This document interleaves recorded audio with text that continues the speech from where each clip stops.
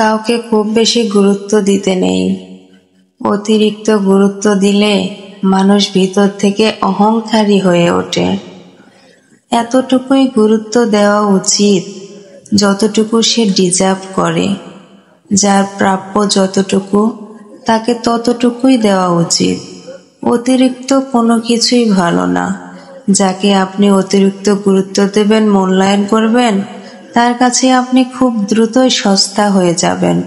নিজের মূল্যটা ধরে রাখার জন্য হলেও মানুষকে অতিরিক্ত গুরুত্ব দেওয়া কমিয়ে দিন।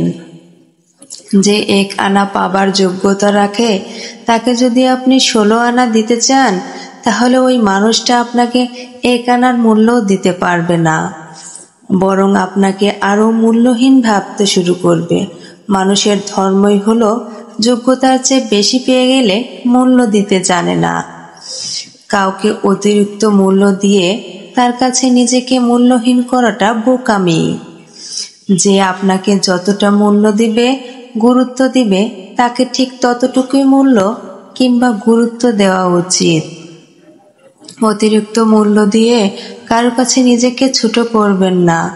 ব্যক্তিত্ব ধরে রাখতে শিখুন। একজন ব্যক্তিত্ব সম্পন্ন মানুষ বরাবরই অন্যের পছন্দের তালিকায় থাকে।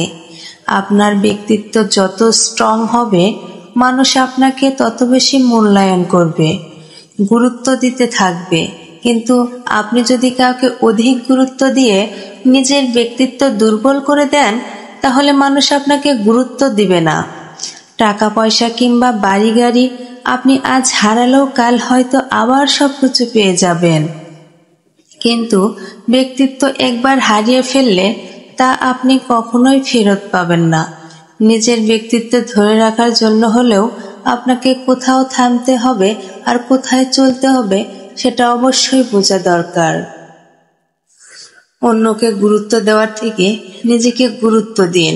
অন্যকে গুরুত্ব দিয়ে ঠকে গেলেও নিজেকে গুরুত্ব দিয়ে কখনো কেউ ঠকে যায়নি, বরং যে মানুষটা নিজেকে গুরুত্ব দিতে জানে তাকে কেউ আঘাত দিতে পারে না, ভাঙতেও পারে না।